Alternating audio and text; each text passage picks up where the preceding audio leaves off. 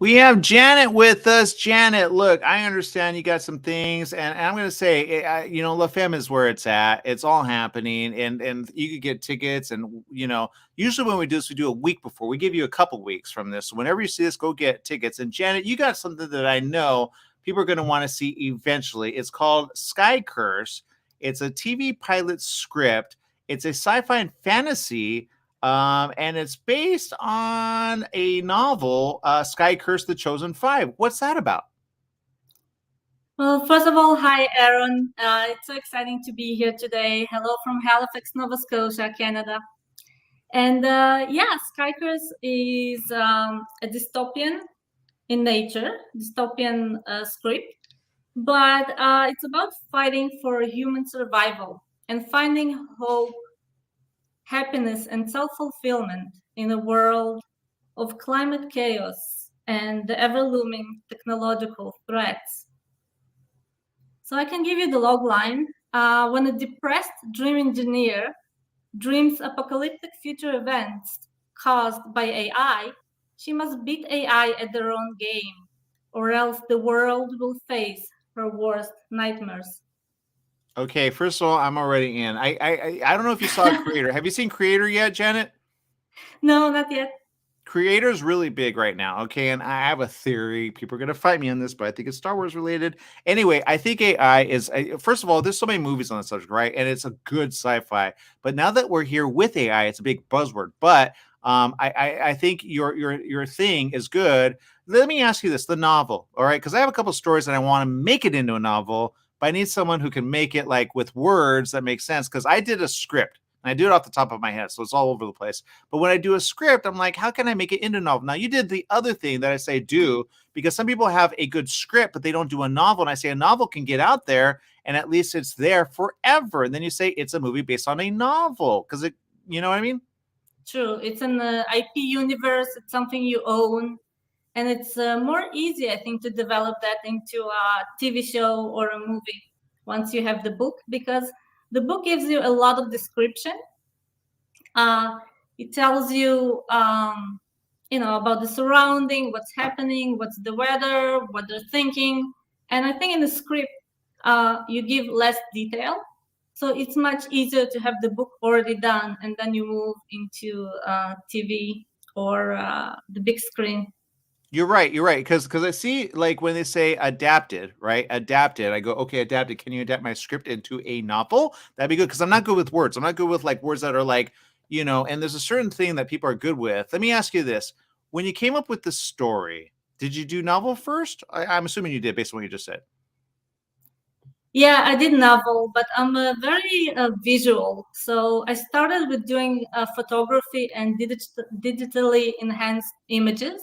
Okay. I moved to poetry and then novel and now script.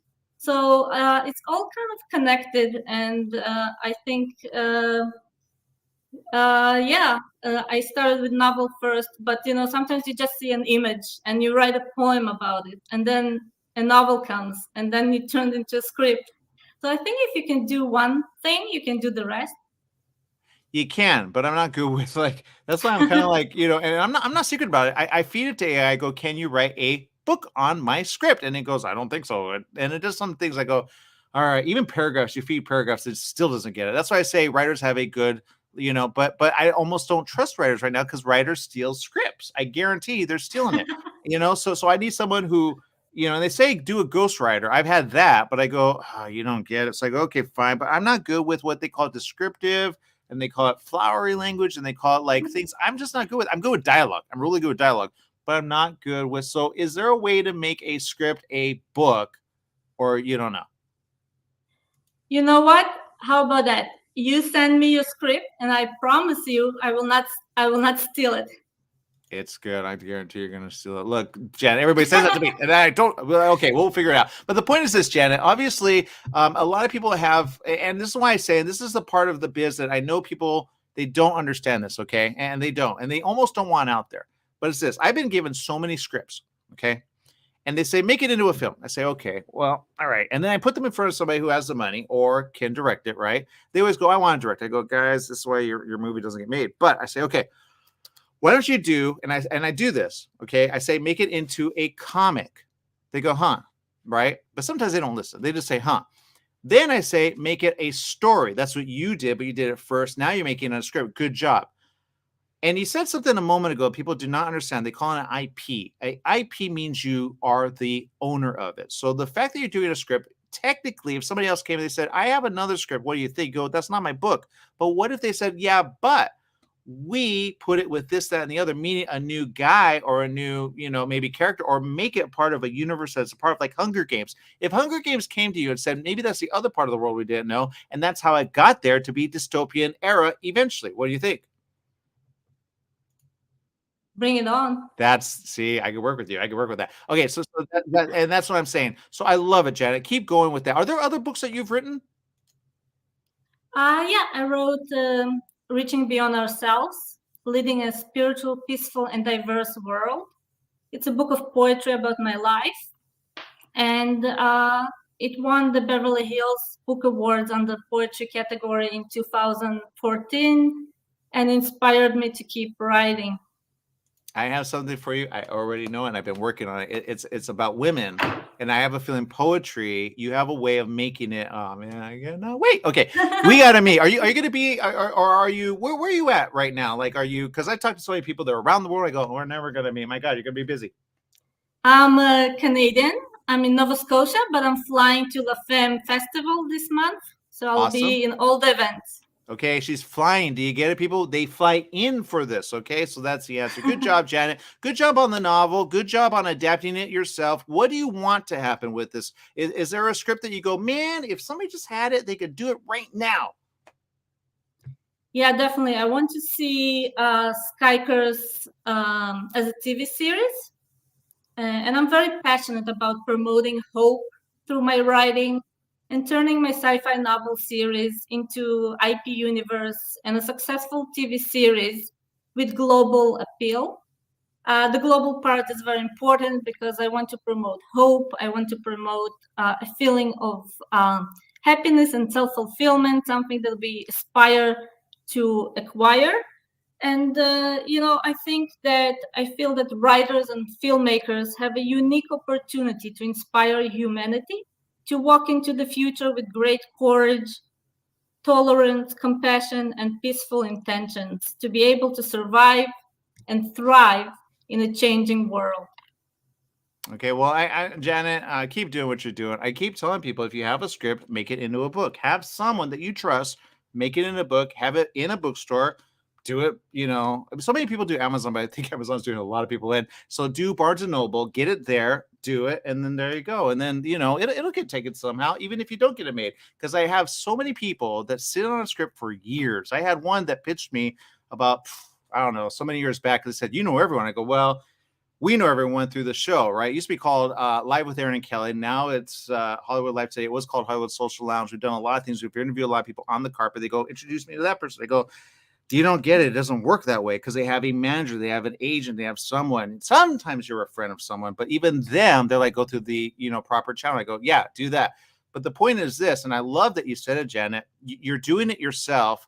Be open to someone who's big to say, I'll take a look at your book and I'll adapt it for this. Because do you think maybe there's something you're missing that you could probably, like, I don't know, because everybody's open to someone, you know what I mean?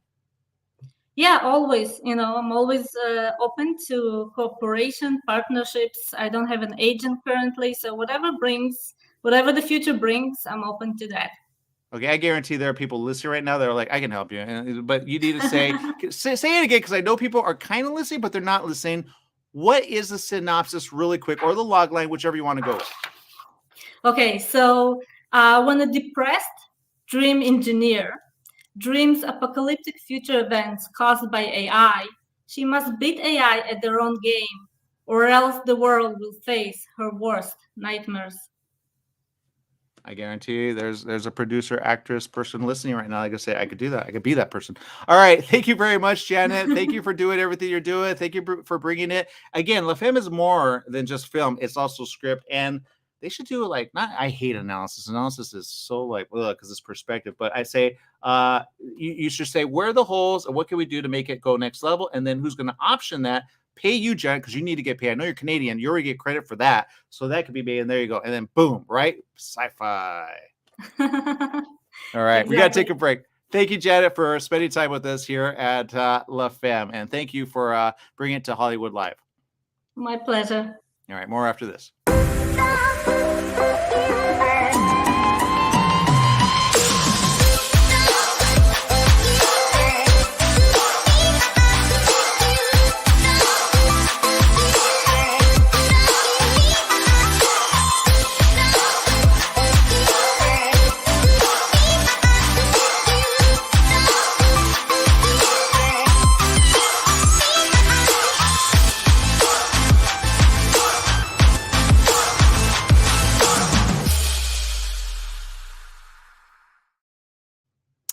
That's right. It's that time for something that I say you never see it coming. You never see when someone's big in the room and you go, wait a minute, they produce, they more than produce, they write, they film, they do everything. Yeah, you might know they as an actress. You might know, some of the people that she's been with. Sure. We got Brandy Roderick with us. Brandy, look, I understand you're doing some great stuff. Wineville, it's something that a lot of people right now, they're thinking about and they're saying, I want to go next level. What do we do? It's a thriller. It's a horror. It says here 70s, all social media handles. What's that about?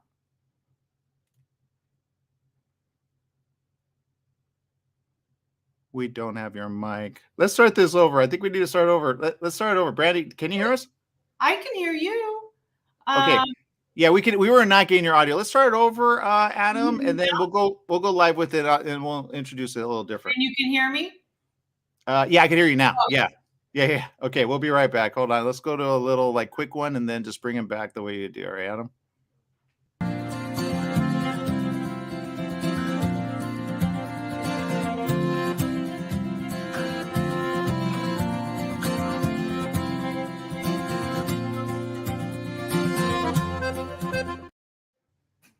That's right. It's that time for, I'm going to tell you right now, look, you never know when you have power in the room. And this person is power. Okay. She is power all the way through. And I say this all the time. I say, when you are a person who may be in front of the screen, whatever, you have a history, whatever, people know you, whatever, they know the name, Roderick, guarantee you know the name. But then you go, wait, they produce, they know people? Yeah, of course they know people. And I say this all the time, but they don't understand it. Brandy, help me out here. Why is it important to write your own thing or produce your own stuff? Well, no one's going to do it for you, right? So you've got to do it yourself. And especially now in this market, you kind of have to create your own stuff. And if you want something to be made and tailored to you and do something that you have been wanting to do and passionate about, you kind of have to create it yourself. And being in the business for, I don't want to say how many years, but I'm a dinosaur. So I've been in the business for a very long time. So I feel like I have a lot of experience in it behind the camera and in front of the camera. So decided to create my own baby, basically. I'm glad you did. You know who else does her own baby? Sandra Bullock. I love Sandra Bullock. If you know Sandra, yeah, Sandra does her own stuff. People don't understand. She produces. But anyway, let's go back to you. What? I was going to say so many people. I have so many, Jessica Biel and Reese Witherspoon and Charlize Theron. I mean, they're all producers. They all produce their own stuff. So I'm just kind of taking, something out of their book. Yeah. Well, and I'm glad you're doing it because obviously not, and sometimes people ask this question all the time because you meet a lot of people on the carpet, you get invited to a lot of things. They listen to you where they will not listen to others. Does anyone ever say, can you bring my script next level? How did this project come to your attention? Well, I knew I wanted to make a film and I knew I wanted to do a horror film. And my friend has a winery. It's actually the oldest winery in Southern California, Galliano Winery, on Wineville Road in Mira Loma. And we went and he said, you could film at my winery. So I thought, this is amazing. We went to the winery, checked it out, and then the story was born from there. And I knew I wanted to create a film with my son, because my son's in the film as well. And it had to be a film with a mother that would go to any lengths to protect her son, no matter what. So it kind of started from there, the location, the cast, and then we went from there and wrote the script. Okay, Wineville. What does the name mean other than the obvious, winery? I got it now. I was like, well, Wineville. Let me tell you, there's history actually. So, did you ever see the movie Changelings with Angelina Jolie? If you haven't, it's an amazing movie. Back in the 20s, it's a true story, and it was a story about the chicken coop murders, and it was about this man who went around and murdered children, and it was just a horrific story, true story, great film. Anyway, that town was called Wineville back in the 20s. And today that town is called Miraloma, and they actually had to change the name of the town because the chicken coop murders gave the town so much bad press. So we decided to, and where we shot was on Wineville Road, right next to where the chicken coop murders happened. And I just felt like to bring homage, to the actual town and the real name. We just kept it the real original name that the town was instead of changing it to Miraloma. So it's just the original name of the actual town, but which our film has nothing to do with the chicken coop murders. Right. It's just like, it really you kind of wonder about the area, don't you? Except the fact that, it was filmed on the street as the chicken coop murders. But don't you wonder about the area when you're there? Like, what's the feeling when you're there? Because sometimes when you do things, like I'll give you an example. There's so many horrors out there right now, and they don't even understand. Like Exorcist is back, right? And what they did was on this particular one. I know your thing is not Exorcist, although I guarantee you could do a demon thing. But here's the thing. Maybe, huh? Whoa, what was that? Go ahead. There it is. There's, I'm telling you, they're pretty, but they could do demon in a really weird way. Okay, but the point is this. Look. What's my point on this? Oh, I know what it is. Okay, so is this more a thriller or a horror, or is it like in the middle? What is it? It's definitely in the middle. It's not like your typical horror slasher, kill 'em up. It's definitely thriller for sure. It's got the thriller in there. Okay, and this is the thing, people don't understand this. Women, because I guarantee they see you on the carpet, they go, wait, you like this sort of thing? And you go, yeah, I love it. Now, I love that you did it with Femme, and I say do it, Femme. I was watching something, Michael Landon, don't know if you ever saw it. Michael Landon, Highway to Heaven, right? He did things with his son behind the scenes, right? He taught him. I'm like, whoa, wow, Then he died of cancer, obviously. But the point is, with a film like this, you could do it with Femme, and it's plus it's really time that you can spend, because sometimes when you're like, out in the field, as they say, you kind of miss that time that you know what I mean? Oh yeah, it was awesome. I loved being able to experience this with him and having him be on set and, really being able to be with family. Like I did have family on set because it was my third child. This film has been my third child for the past 2 years. So family has been involved a lot, not just kids, but parents and, friends and, it's been a really awesome experience. Now it's taxing. Okay. It's taxing, putting everything together, knowing the people, talking to the people, and then going, oh, but that's what producers want. They want to make their money back. Guys, I need money. You know what I mean? So the question I have is, if you do it again, will you?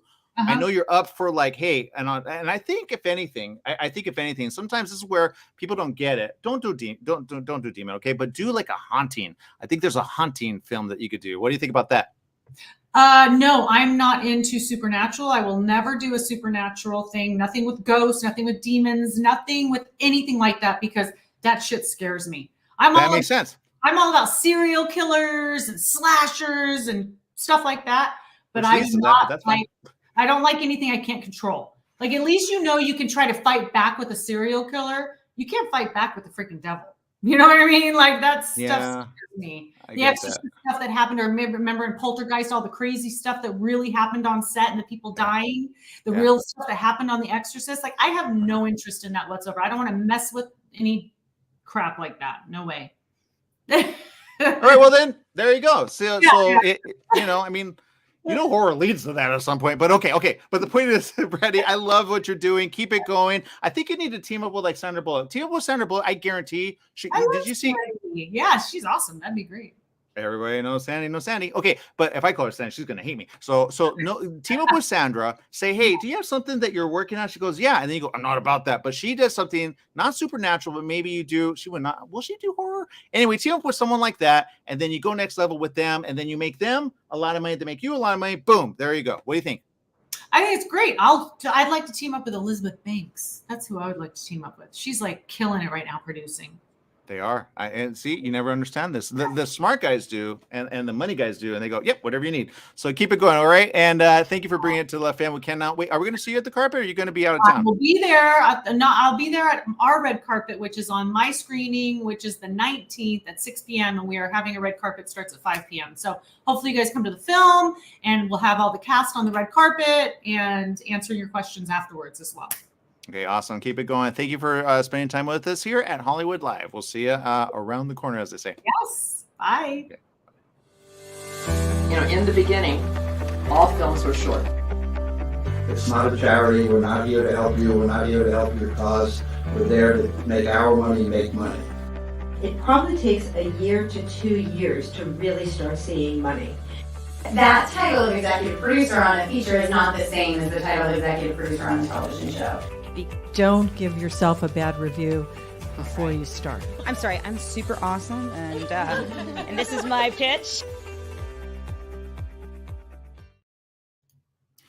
Georgina with us. Georgina, okay, I want to say your last name, but I do not want to mess it up. Georgina, how do you say your last name? Haig.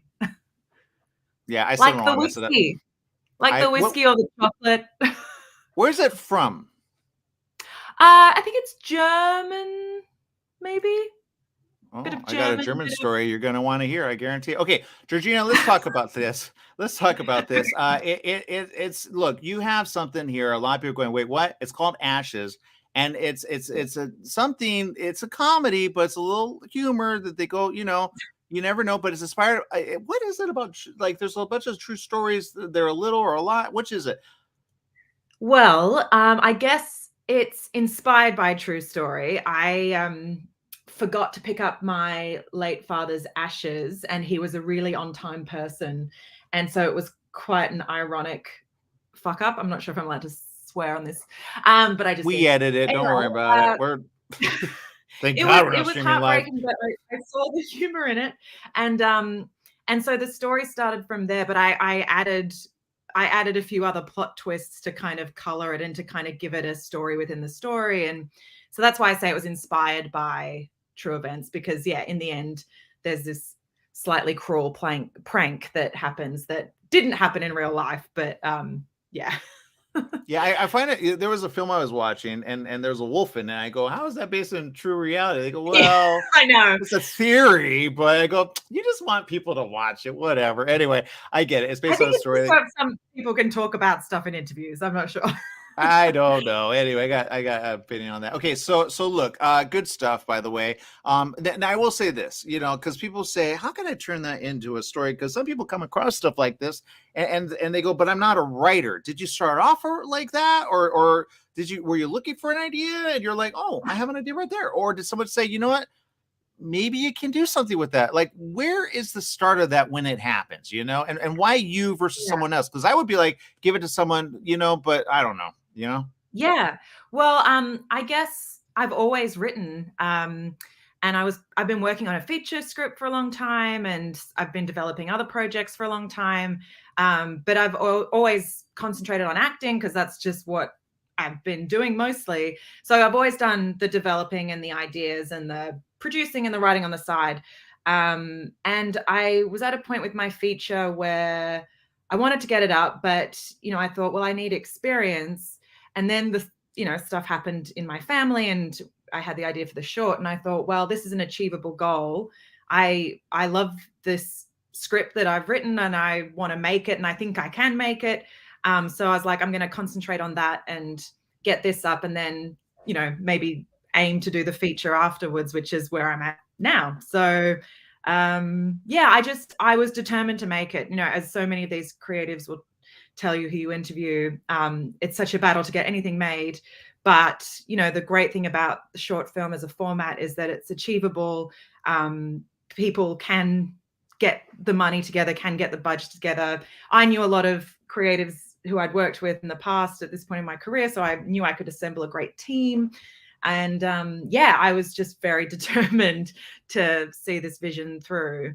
And I've learned so much. So now I'm sort of re-motivated, if you like, to work on my next projects, because I really feel like I've learned so much and know the kind of stories I want to tell. Well, and that's the thing I say. And I say, and we interviewed someone earlier, and it was very interesting because they said, we had to do an 8-day project. We had to do it all. It's like one of those, like, it was a thing for, it's Canadian. So you go, okay. And they give certain, and then we talked to somebody who got a lot of money from Google, but some people go, well, I don't do it about that. But I say, well, and that's where I say, good job. You did it. Would you do it again if like you were asked to do it? And because you asked for a lot of favors, and they understand if it's a short, they get it. But sometimes they go, well, where's the money? And you go, it's a short. Where do you think the money's at? To be honest, I hate asking for favors. I find it's a really hard thing to do. And also I don't like it from a professional point of view. Like I don't like relying on favors. I like paying someone and knowing they're going to show up, Right.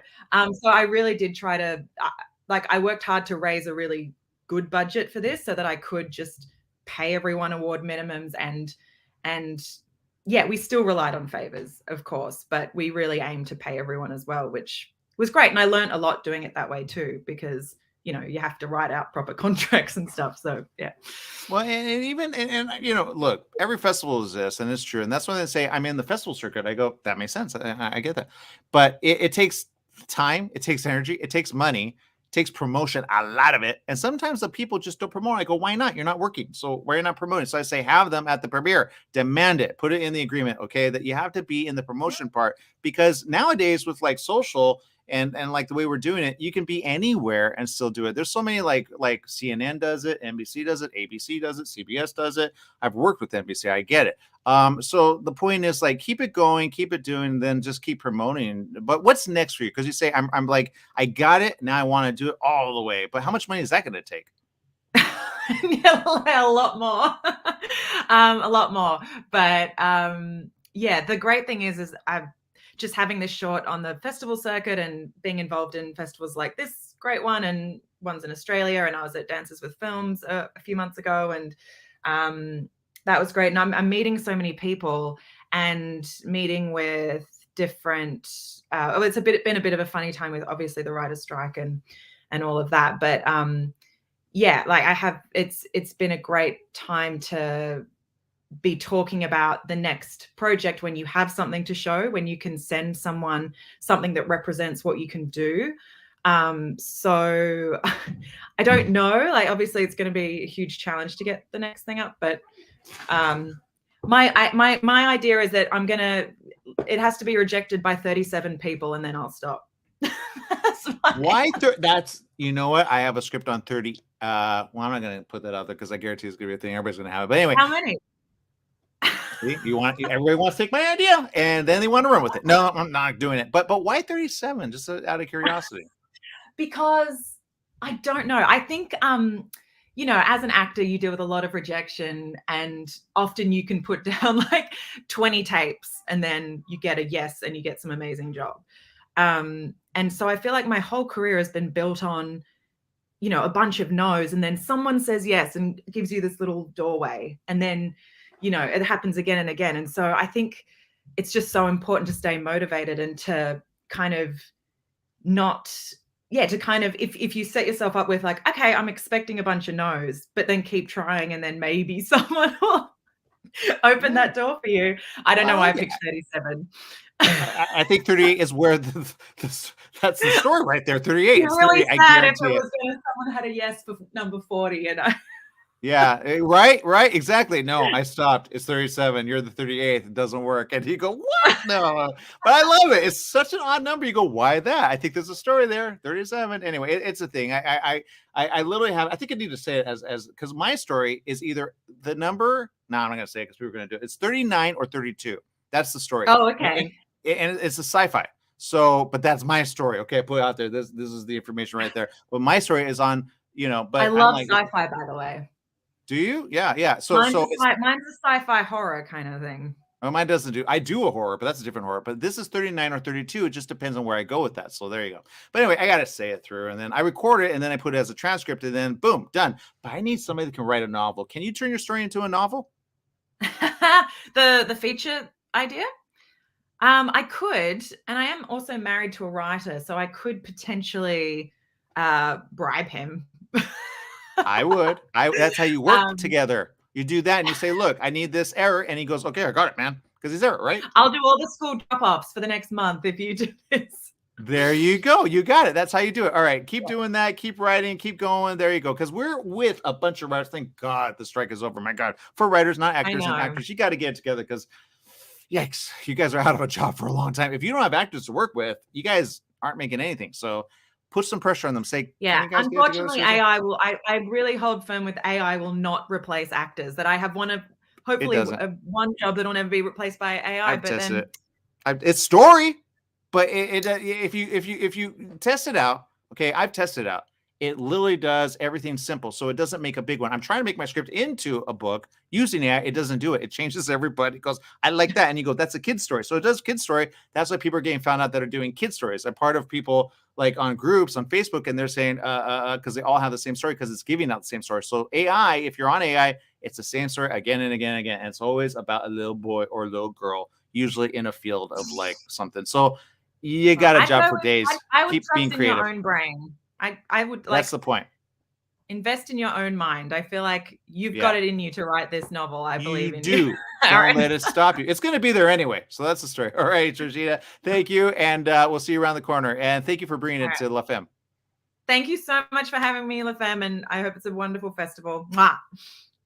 Wait, aren't you going to be there? Seriously, are we just promoting? Well, I'm going to try. I'm still. Just make it. Just make it. Just make it. There's a lot of people you need to meet, and you and your man. All right. All right. Bye. We'll be right back right after this.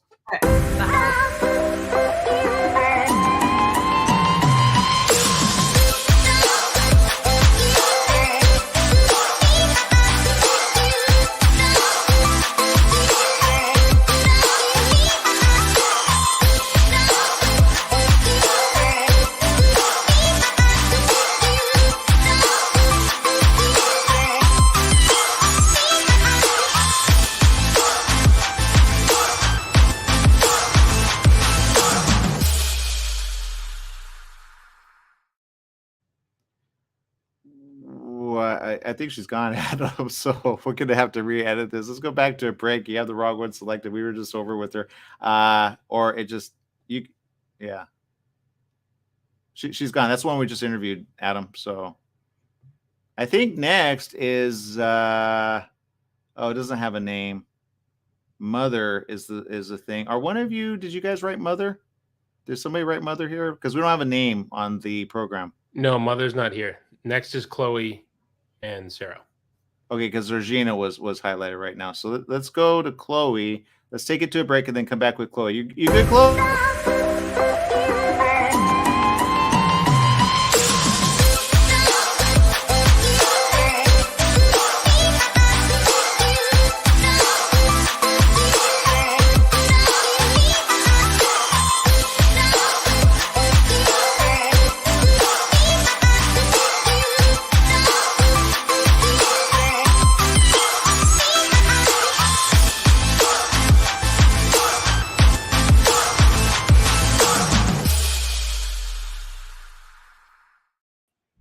We have Chloe and Sarah. Chloe, look, you got some great things going on. Sarah, you guys are teaming up. You're making it happen. I love when people like make everything happen. You guys are the ones. I know there's more than you two, but let's talk about what you have here. It's WILSDM. What does that stand for?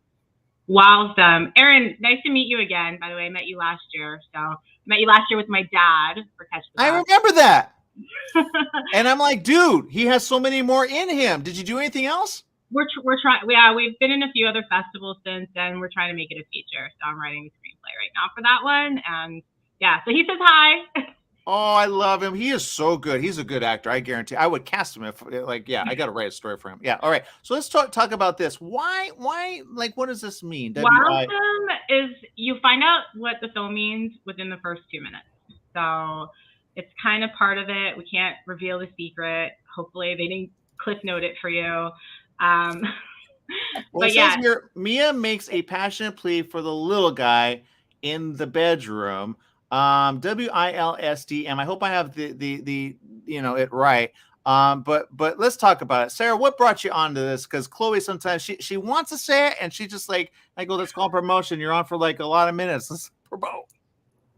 Well, reading the story, obviously, I definitely hear the passion that Chloe writes in, not only from the story, but how she, directs and handles all of the moving parts. So me coming on was really all support for Chloe.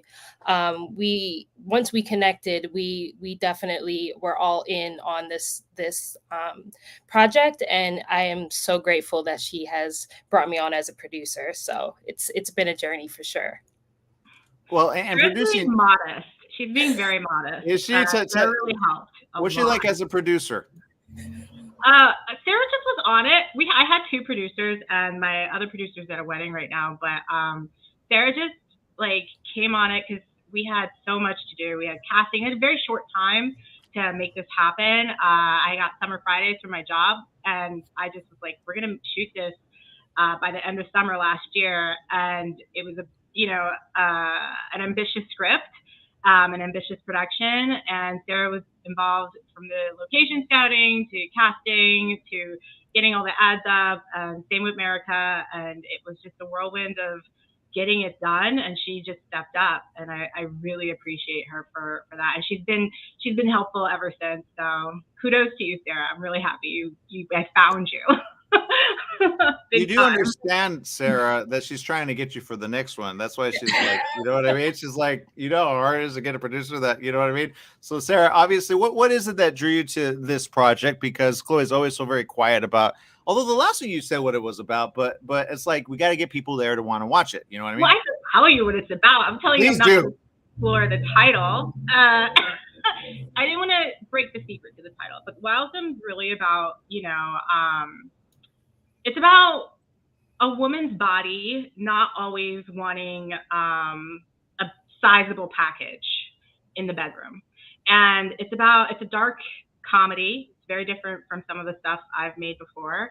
And, it explores different stereotypes that everybody enjoys like a big dick, which isn't true. So that's what the film's about.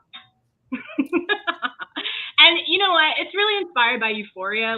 There's a lot of cinematography. I'll let that settle in on you for. I see why you're like, I don't want to give it away, guys. Is your father in the room? Can he go into the other room? Yeah, thank God. My God. I mean, seriously. So, okay. All right. So got it. Okay. So it's something that you say women are not, and they are. Trust me, they are. They say they're not, but they are. So here's a question that I have. Okay. I got so many questions. All right. Now, well, I get the premise. Okay, so Sarah, I got so many. Now that I know what this is about, what brought you to the project, Sarah? And do you have a preference? I'll keep my preference to myself, but I would say that the dark comedy of it really brought me to the laughter. Reading the script and laughing about something that some people don't really talk about, breaking the stereotype of all women want one thing and it's not that way. So reading it and really understanding the stereotypes and breaking it with comedy was really what drew me into it. And Chloe really did an awesome job on that. All right. I got an opinion on it. So I'm going to correct myself because people disagree and then they go, we are about that, but whatever. I've had conversations with people in the room. They are about that. They just keep the person secret. I would say that our auditions were hilarious. And we did have women who were auditioning with the big role who came in and were like, I just want to let you know, I do not agree with this. And I'm like, oh, that's a good way to shoot yourself in the foot as an actress. But there were people who really took the role, the auditioning really well. We have amazing cast, and I can't say but wonderful things about them. They our lead actress Praveen's amazing. Our lead actor Victor Lorenz, he's amazing. And our auditions were hilarious because I wouldn't let people read the full script until they got in to do the audition. That's smart, actually. You kept hearing all these because no one knew what the title meant. Yeah. And you find out what the title means within the first 2 pages. And so we would hear them start laughing in the back room, like, oh my God. Yeah. And I love it. So well, and that's how you see, and I guarantee you could test that person and they say, I am about that. You go, okay, what was the last guy? Was he, what was, because women ask this. I know this, okay, because I've had it.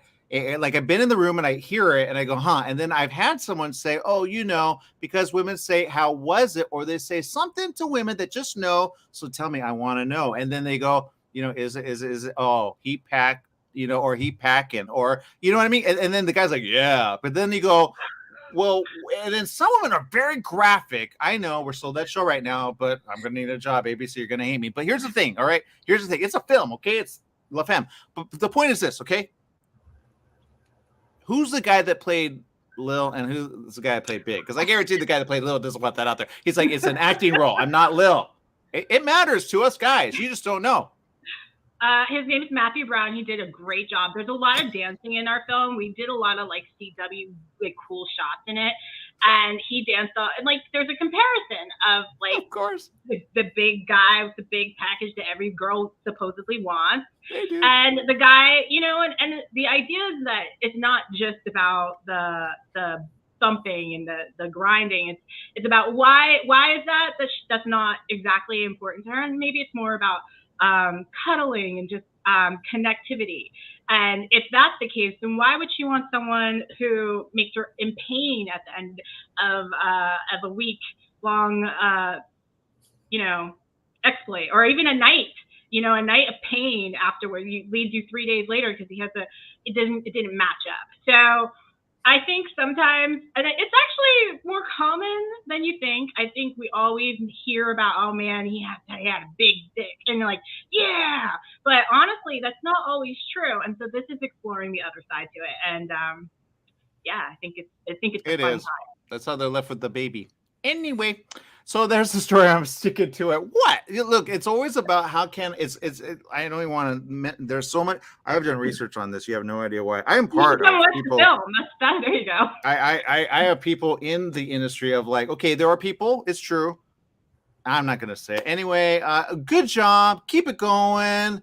What? There's a science to it. There's something that look, some women are ready for that and some women are not. Okay. There are some women that are like, I do not like big. I've had that conversation. It was a very uncomfortable conversation, but they don't like big for a reason. You go, that's what guys go, I'm that. You go, no. Because you said it. Some women are not about that. Now I say this, be prepared for the ever, because it doesn't matter what size they are.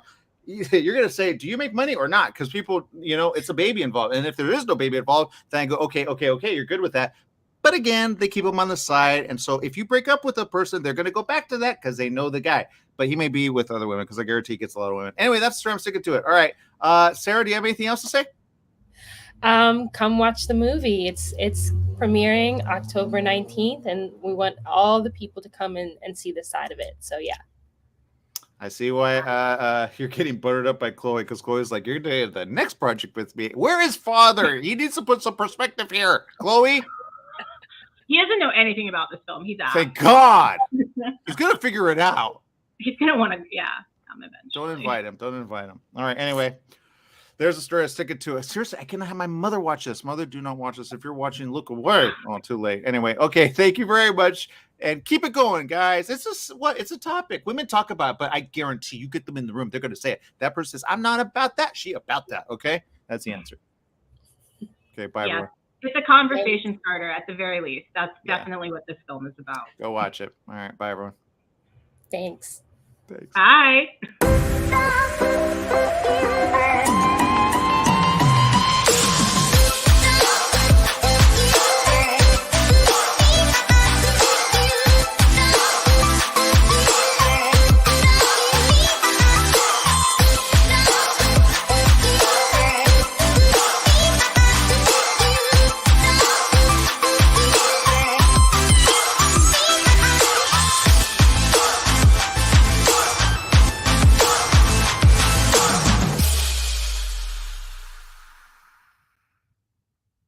We have with us Ida, and Ida, you got something going on over there, and I'm telling you, man, I can't wait to see this. It's called Iris, and I got questions that I hope you can answer. Well, first of all, let's talk about Iris. What's it about?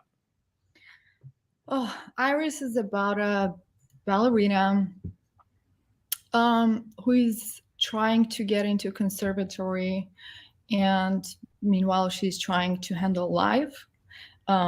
She's trying to support her mother, and she's all over the place with that. And I don't know, should I spoil it? Well, you should at least look. Everybody does this, and they speak about but they never when people. Okay, if there was a trailer, what would the trailer have? Let's do that. it would have Iris. Well, first of all, I would like to start why we did Iris and what was the intention and what we were trying to say.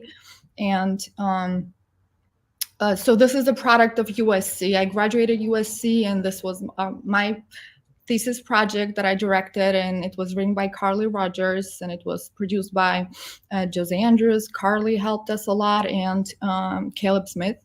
And right one semester before we started doing this film, 9 students lost their lives, and 4 of these were drug-related incidents. However, all 9 were related to immense pressure we face. And we all, as a filmmaker, started thinking, as an artist, how often we fixate on the goal, losing sight of the importance of the process. And it can be a ballerina or a filmmaker or any kind of art form. And I grew up as a ballerina, and my grandmother was a ballerina. So that's why I chose this form of art. But the idea was, can you put this much pressure on art and still love it? And I think Iris is more about showing how we lose sight of the process going for the result, which is in this case was conservatory for her. And yeah, she stopped basically enjoying the dance because she was going through a lot of pain, and she started using drugs to kind of relieve the pain and be able to get to the conservatory. So it was a nightmare for her at that point. So it's a serious subject. Okay, got it. Okay, so and now so I got questions on this, but okay, how long is this? It's 17 minutes. 17 minutes. Okay, awesome. Now, and you mentioned USC. We news, right? And I was in the area of USC, and there were a lot of shootings. Somebody got literally shot at right down the street. So I'm glad you are, okay. But I will say this: there's a lot of people that sometimes don't understand the world of ballerina. It is very grueling, right? And it's a lot of time. Now, and there are some stories on it, and then there's some that you go, wait, what? But here's a question that I have, and you probably can answer this. Okay, as a kid, like when you hear the word ballerina, you go, ooh, fun. But when you go to the world of professional, do you just say no, or do you say that's my life? What am I going to do? I think it depends how much you love the, I guess, ballet and all of that, because I just, at some point I stopped it because it was too much pain, and I wasn't that much like with filmmaking, it's a different story. I don't think anything can stop me. Like any kind of struggle doesn't, like there's no way I can stop for me in my head so far. But with ballet, I wasn't that involved, so I started born to be, and that's why I feel like ballet has a good filter. And if you became like a professional ballerina, that means you really, really loved it. Yeah, see, and I'm on the opposite. I've seen the toes, and I go, I don't want that, because you are stuck with that long term. You could do the tippy toe thing, but you don't understand what it takes to get there. I'm like, no, they have something metal there. No, they don't. No, they don't. They need to put something metal there, but that's the answer. Anyway, Ida, you're obviously and that's the thing I say. So if you're a filmmaker, you're already good, because I'll give you an example. I dated a woman, and she was all about martial arts. Okay, and she came from Russia, right? Russia. You know how committed they are from the age of like little? They start, and they are committed all the way through. Now, I'll say this, Ida. I think you're committed, and I think you need to do it 100%. But don't do what I know you want to do, which is probably like a ballerina story. Do something like maybe sports related. What sport, if you could have, you would have done? You said, oh, that would have worked. So you were saying ballet, like the subject of ballet wouldn't work for, like, I'm sorry, I didn't get the question quite. No, I love ballerina stories. I love them. But my point is, sometimes there are certain other sports that kind of are like if you did a sports story, what story would you do? I feel like any sport is like that. You don't have anything, you can't achieve anything without like hard work. Any sport, anything that requires constant exercising is hard. Yeah. I don't know, like name any sport that you feel like is not as hard as ballet or anything else. Like going to a sport since you are 4 and getting these medals when you are 24, 25, that means you spend like 20 years doing something constantly, nonstop, and like dedicating your entire life and childhood to the sport. If you want to be like famous or, I don't know, get to the point where you are recognized. Yeah, you got it. You got it. And that's my point. People don't understand the amount of time, and you just said it. For you, that was your life, right? And I've met gymnasts, and we've met people that have gone like Olympic style, right? And then you go, well, what happens later? You go, well, they usually become a business person, they promote or they do something. But I have not heard of any that go into filmmaking. So I think that's an interesting path that you went to. So I think, whatever you do, keep it going. This particular film, go see it, support, and then maybe the next project. Are you working on another project? We do, yes. We're working on a feature with Carly again. It has nothing to do with ballet. It's a psychological horror, and then we have another short going through the festivals. But let me tell you this: I stopped ballet when I was really young. I didn't go all the way through the end, and I just felt like this is not mine. I can't dedicate my life to this. So I was like probably 10, 12. The other problem I faced, I'm too tall. You can't see it, but I'm tall. And ballerinas has to be like petite, short, so they can be lifted up and stuff. So they told me straightforward, like, you won't get where you want to be in your head, but so you better stop now. And I had to stop. I'm glad you did. It ruins the feet. I tell you, there's so many documentaries on that, and there's like, it's a thing, and it goes like long. But anyway, look, here's the thing, and I guarantee there's like a story there that I know you want to do. Oh, what do you like shooting on, by the way, as a filmmaker? Like camera-wise, or Ari. It's always airy. They need to support. They need to promote. Okay, I think Leslie has a Airy that she knows can support. Okay, because we need to get some stuff done, right? All right. So, Ida, thank you very much for spending time with us. Congratulations on this particular project. It's called Iris. Go check it out. You can do it from anywhere. Don't forget, we'll bring up the thing right there so you can see it. It's right there. It's the link. Go ahead and type that in. Get it. Support no matter where you're at. Do you have family over like in other areas as well, Ida? Outside of the US? Yes, I have family in Armenia. I'm Armenian. I grew up in Russia, but my family is all over the place. All right, so they get support, right? So there you go. So never make it like they can't, because sometimes they go, well, I cannot be there. Yeah, but you could watch online. So there you go. That's the answer. All right, thank you for making it a great day with us. Another quarter, okay?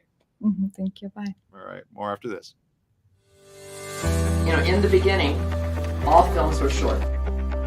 It's not a charity. We're not here to help you. We're not here to help your cause. We're there to make our money make money.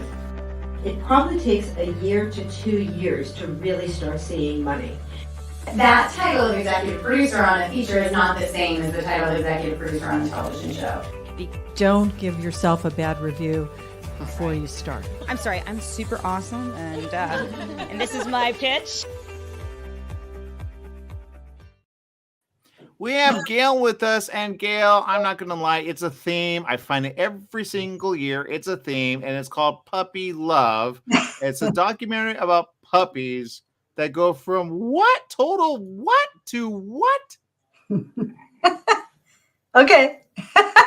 It says total paralysis to competing at the Labrador Nationals. What's that? It's a documentary I made about my puppy. So basically, I take this beautiful puppy home, and a week later, he's flat out paralyzed. So I take Wait, him hold back. on. I got questions. And people got questions. I guarantee, because I've been hearing it's a problem. Dogs are having like a little stroke thing happening. What was the diagnosis for your little dog first? Nobody knows. Literally, nobody do. knew. I took him to my vet, and I took him to a neurologist, which cost. I don't even want to tell you how much money it cost. Tell me, because I tell my mother you're not ready for another, because she's like, I want another and another and another and another. I go, you don't get it. They have a problem. And then I think veterinarians want a lot of money. What did it cost? $. Major $. Just say it.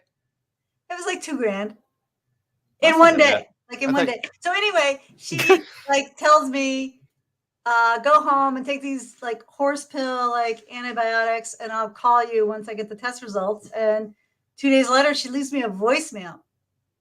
If the dog's not better in 48 hours, just go ahead and put him down. So after the $2,000, my God, I would want a cure for that. It's a little guy. How big is the guy? What's his name?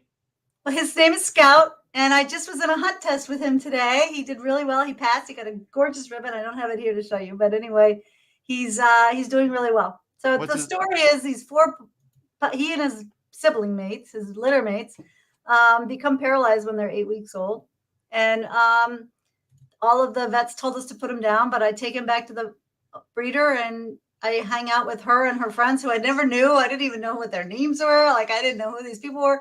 And I spent like 6 months with these people, and I was just shooting movies all the time because I'm a filmmaker. And eventually I thought, well, this would actually make a good movie. Okay, so he's obviously, I don't know why I asked it. It's like in the description, Labrador. Is a Labrador. It's a Labrador Nationals. So a Labrador, I love Labradors. What color is he? Well, he's yellow. Oh, he's so but cute. his brothers were black. Like they're all they're yellow and black Labradors. Okay, all right. Now, he might have had a seizure. That's probably the answer. And They don't know. Absolutely no. 4 dogs wouldn't have a seizure on the same day. I've seen some weird things happen. I had my sister, my mother, and me all happen in the same month. What's that about? So there you go. It's a story. I'm sticking to it. Anyway. Okay. So here's a question that I have for you, Gail. Obviously this is a really good okay, where's he at now? What's his condition? Does he need help still? Because we got some very smart people watching. I bet they know the diagnosis. No, honestly, nobody knows the diagnosis. Basically, it could either be a vaccine reaction, it could be a parasite. Like, we don't know. It's been 11 years now, so nobody knows. But he's 11 years old. He runs unbelievably. He does 100-yard marks. He's incredible, and he's doing really well. I just have him see a chiropractor once a month, and I do underwater treadmill once a month. How much is a chiropractor, just out of curiosity? Well, she's really, really inexpensive. She's been seeing him since he was like 3 weeks old. She's $40. Wow, you got money. Okay, so here's the thing. I have a question. $40 a month? I think that's reasonable. I don't even have that for a dog. Okay, well, here's a question I have for you. Puppy love. I think you got the love of ever, because Labradors eat a lot of food. My God, the bill on that. My God. You know what? Okay, so here's a question that I have for you. Obviously, for people that are out there, and I'm glad you didn't put him down. Although, man, that could have been expensive. I've heard of people getting for honestly a shot, $8,000, $9,000 they've been quoted. They go, I can't do anything with that. So you got cheap compared to that. But here's a question that I have for you, Gail. How do I put this? Okay. Labradors. Oh, how did he win in the end, and who did he beat? Well, in competitions, you don't really beat anybody. You don't really win. It's based pass or fail.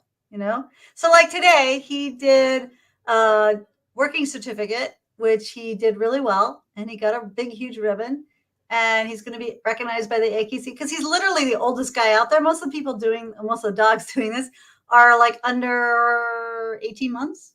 Yeah. And I was just kind of late to the game. So I started him when he was 10 years old. And so he just loves it. He lives for it. He runs out there, goes 100 yards, grabs his duck, comes back. And he hasn't had the paralysis since? Oh, no. No, it worked its way out. Honestly, what happened was, these guys became paralyzed. We didn't know what was going on. We weren't going to give up. And so, I just started making this movie. And basically the movie is not so much about, it's not so much a dog story. It's a human story about not giving up. It's about the dogs just being willing to go for it. And the humans followed them, and we just didn't give up. There's 4 women and 4 dogs, and we did everything we could think of. One woman was really into Chinese herbs, so she went to a Chinese herbologist or whatever and got all these concoctions and put it around. And another woman was really into making these big meals with pork heart and turkey carcasses and all this stuff. And then I made chicken soup, because for the first 2 months we had to syringe feed them. They couldn't swallow, they couldn't chew. So we would stick a syringe in their mouth, and then it was water or sugar water, and I started making chicken soup, and we'd syringe chicken soup in them. I know that sounds crazy.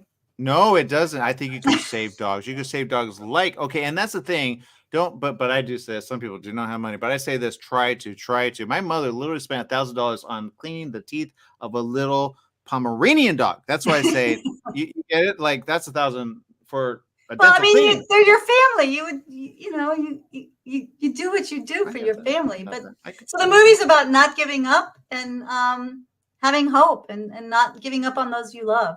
If it's a human or a dog, it's still part of your life. Well, and I love that he went next level, especially, like years later, he did some pretty amazing stuff. You documented it. Good job. I cannot wait to see it. I hope you see it. Yeah, La Femme is where it's at. And anyone that's anyone, you can watch it from wherever you're at. So there's no excuse. If you're not in LA, where are you from, by the way? I live in Chicago.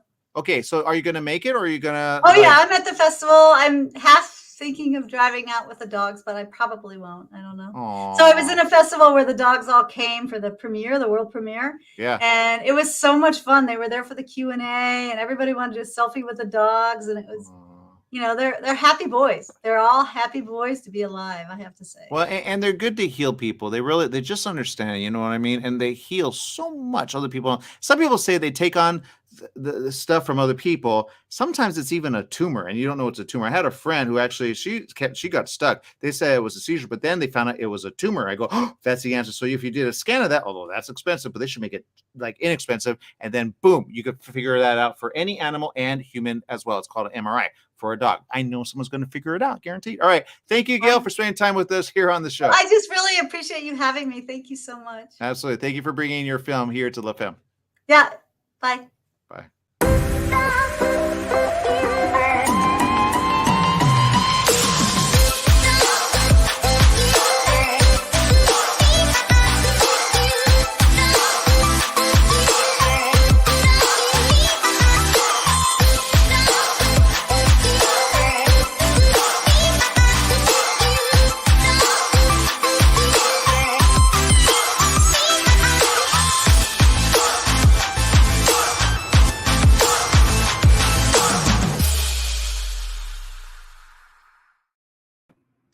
That's right. It's that time for something that I think you're going to want to see. It's called something that I will say is interesting. It's right there. It's right next to your name. I am not going to chop it up, even though it looks like I'm not going to say it. Help me out. How do you say your name? Ma'an. Oh, that was simple. Ma'an. Okay, simple. Right. It's called Blue Room, and I'm not going to chop up your name because I want to say Siege. You could Siege, the film somehow. Yeah, that's correct. Oh, it is. Okay, even better. Okay, so Blue Room, what's it about? Well, Blue Room, it's about an independent rock band composed of privileged teenagers who are caught due to drug possession, and they are brought to a VIP room called Blue Room. And that's where they're going to have a difficult choice between their freedom and standing on what they believe in. So okay, I love it already. It's a subject that I go, Now, why did you pick this subject, just out of curiosity? Okay, honestly, when I attended script writing workshop under Mr. Bing Lao, he's famous here in the Philippines. And the title of his workshop called Found Story. We're supposed to, tell story based on real events or true story. So while I was looking for a subject or a concept, I met this guy who's in a band. And he just, told me the story. And I realized that since I'm very much familiar with band industries and music, so I thought of why not, make a story about it. So what exactly the experience in Blue Room, it's sort of, we showed it in the film. Okay, and now, Siege, I understand. Look, you're a part of this, and how did you get brought in on this? Have you guys worked together on another, or are you going to work together forever? Is the question. Ma'an actually used to be my mentor for producing like 10 years ago, and then during the pandemic, she reached out to me and she said that she asked if I would be interested in updating the script because she wrote it like 10 years ago.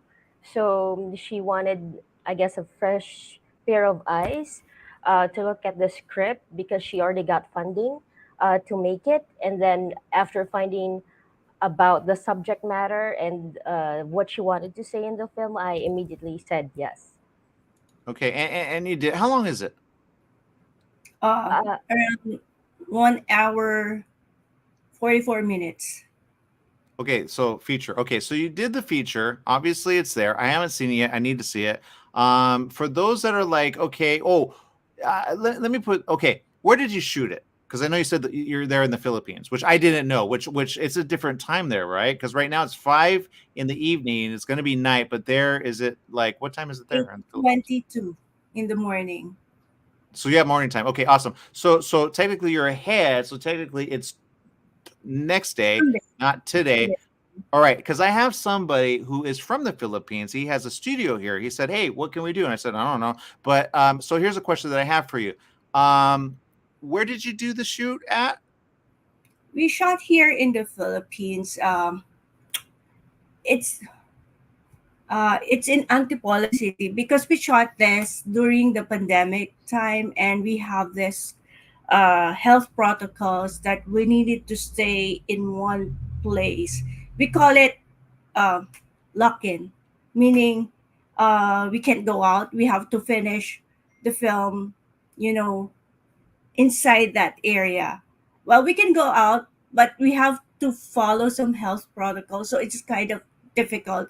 So even if we want to have more extras or more extras, we can't do that because we have limited number of people to be in the production team. So it's quite difficult for us during that time. We shot that in December of 2021.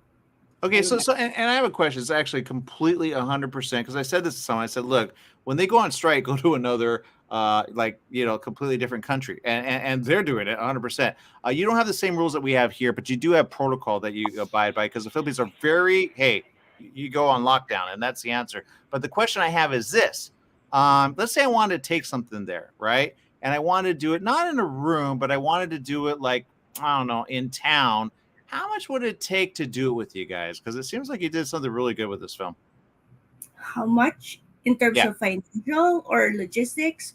Just to put it together, like, is it under, because they always say it's in the millions. I go, Philippines are kind of like, let's just do it, man. Well, it depends. Well, for Blue Room, it's not really that easy because I really had to look for funding.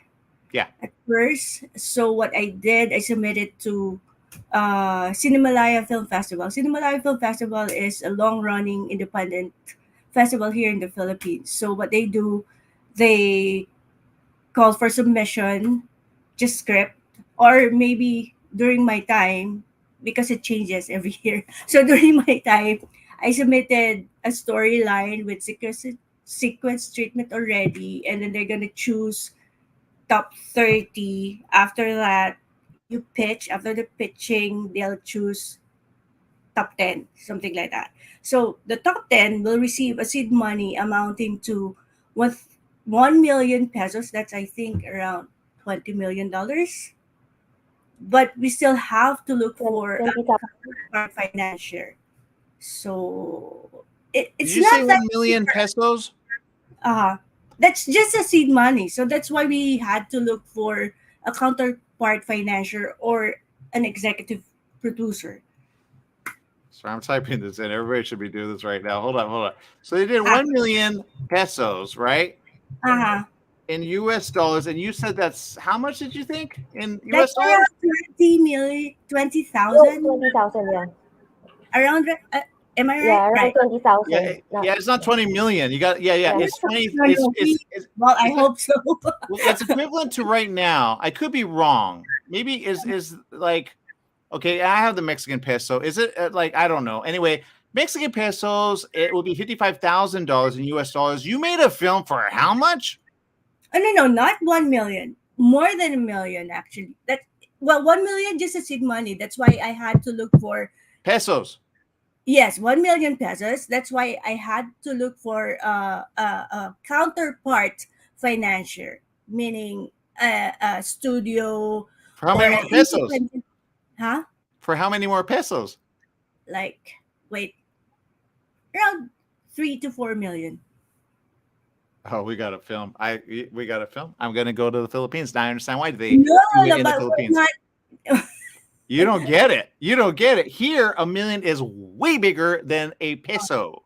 Like when you do the math, you go, wait a minute. I'm gonna see. You get it. Years ago. No, Siege gets it. Siege, you get it, huh? Like if you come here, you go, what? Yeah. Do you get Siege? Yeah. No, Because you don't. Okay. I mean, 1 million USD is like small budget in the US. So no, it's big budget. You don't get it. All the filmmakers on like they wish they got $1 million. They would be like, no, you don't get it. Like, oh, I'm gonna film you guys. Okay, all right. Anyway, look, keep it going, keep doing. The film looks great, by the way. Keep it going. Feature for you put her out there. Oh my God, pistols. Okay, I'm gonna negotiate pistols from now on. Okay, so there's the answer. Anyway, I'm gonna check that out because I wonder what the difference is between a Mexican peso, which is south of the border, that's us, Mexico, versus the is it a Philippine peso? Huh? Philippine peso. Yeah, is there a difference with currency? Because if you do the math, you go, wait a minute, Yes, there's a difference, definitely. But I'm not really sure how much is the conversion between, it's a dollar 56 pesos to $1. That's Philippine peso, right? Yeah, Philippine pesos, 56 pesos is $1. It used to be 10 to $1 here. Oh, okay, so it is different math. Well, then either way. All right, I'm going to do the math. I guarantee I'm going to film the Philippines. Okay, so there you go. There's the answer. Blue Room, it's out. Go check it out. Support, okay? But you guys got money for days, guarantee, because it looks good. Keep going with what you're doing and keep at it, all right? And your little animal wants to be featured. Found out that you're so cute. Been like, dude, I'm right here. Seriously, I want to be in that dog movie. I hate them. All right, so there's the answer. All right, make it a great day. Whatever you do, remember life is living, live it well. We'll see you next time, okay? All right. Bye. See ya. Bye.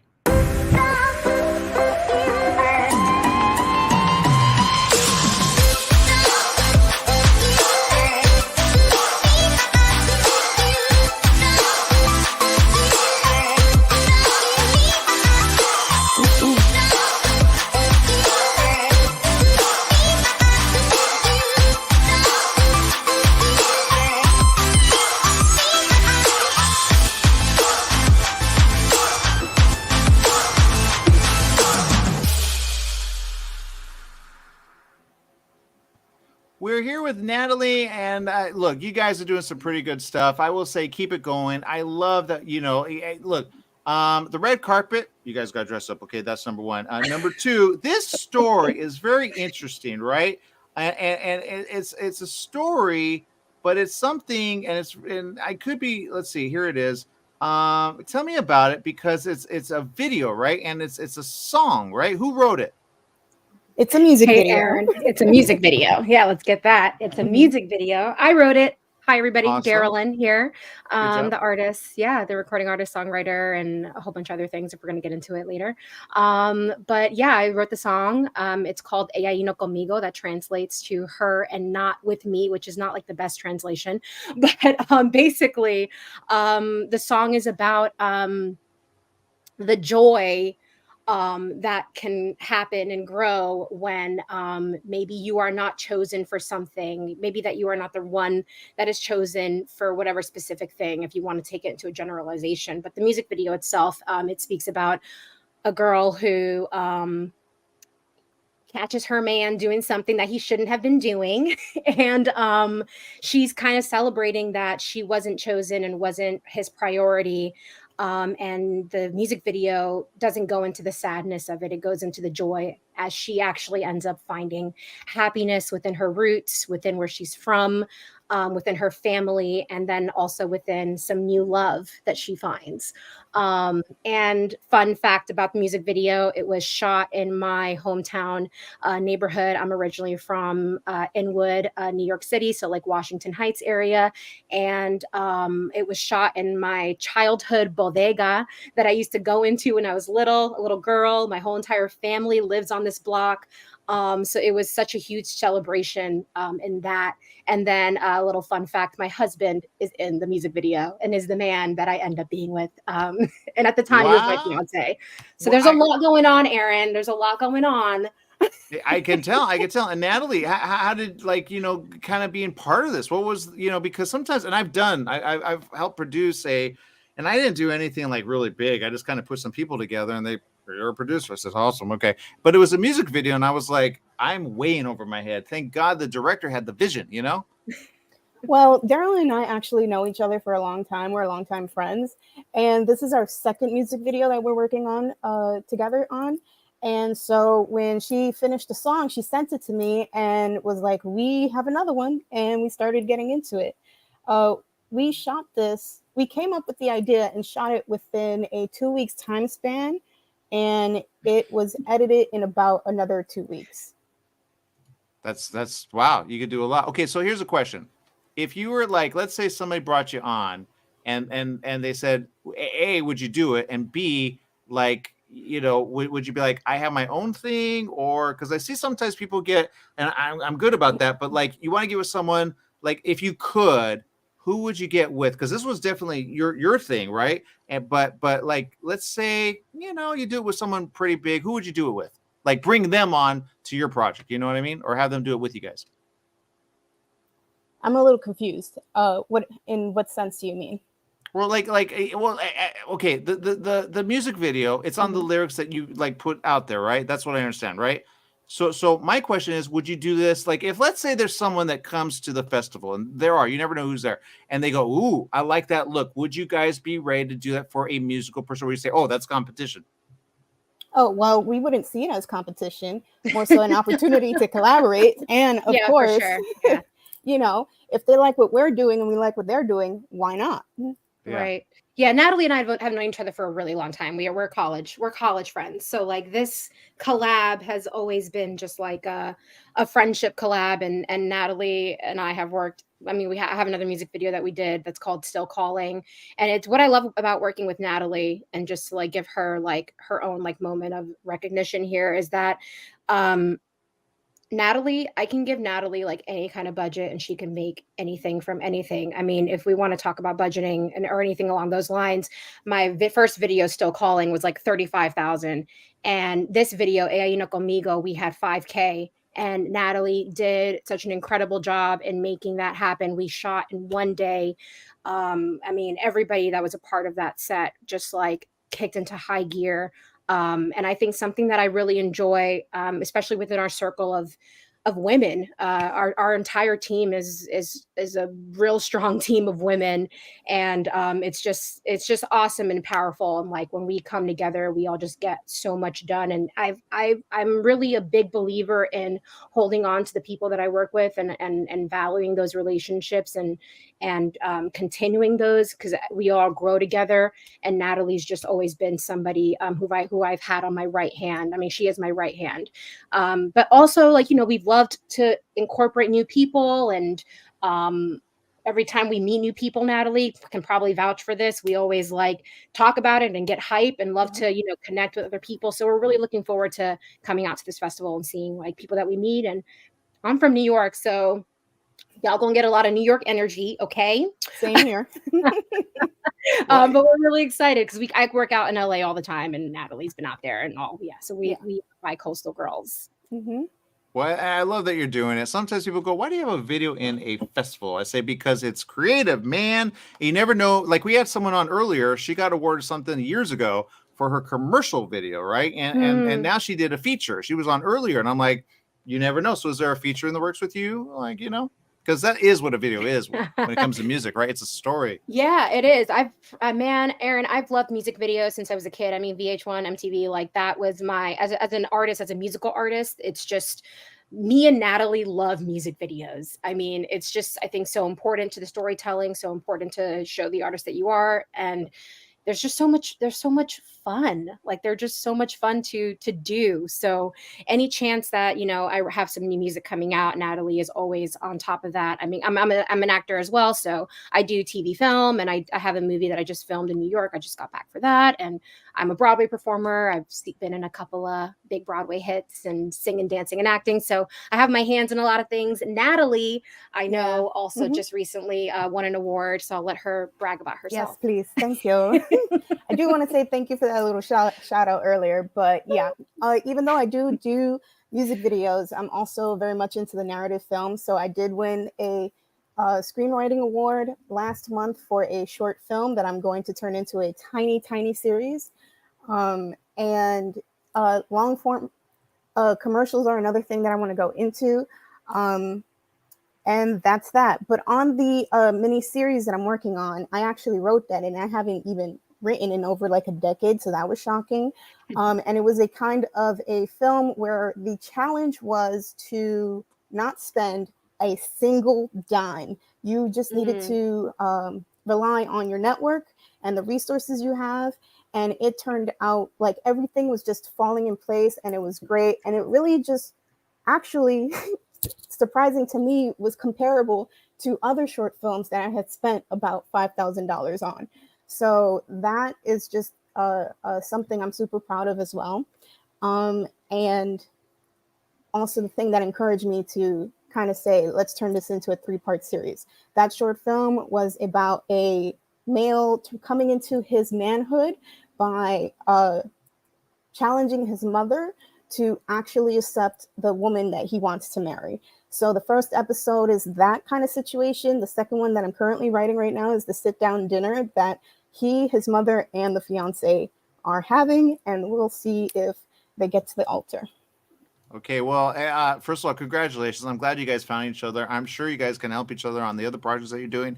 And that's where it goes next level, when you go, wait a minute, you're working on that? Yeah, I'm working on that. Let's do it together. Okay, awesome. Let's get it going, and then you fuel that, it's the energy, and I'm sure there's a script in you, Darylyn, that you're like, yeah, I'm about that. You know what I mean? Oh yeah, for sure. Natalie knows the first person I call is her. Awesome. Good job. All right, keep it going, and then we'll see you at the festival, okay?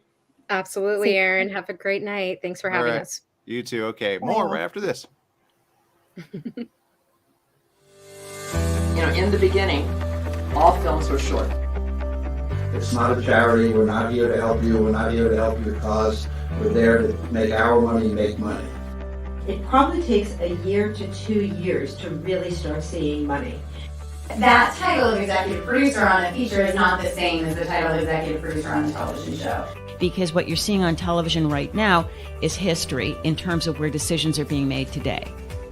Don't give yourself a bad review before you start. I'm sorry, I'm super awesome, and this is my pitch. What are recommendations for packaging? Getting to the right person at the right time, and you have the right piece of the package that they want to see. And be able to adjust, because the plan will never execute exactly as you plan it. If you set aside money for social media, for a publicist, for marketing, things like that, and really you don't have to sit behind those dollars, and you can have more control of your own release. You can't go wrong. For me, I knew that my episode was either going to be awesome or fine. That's the risk you take.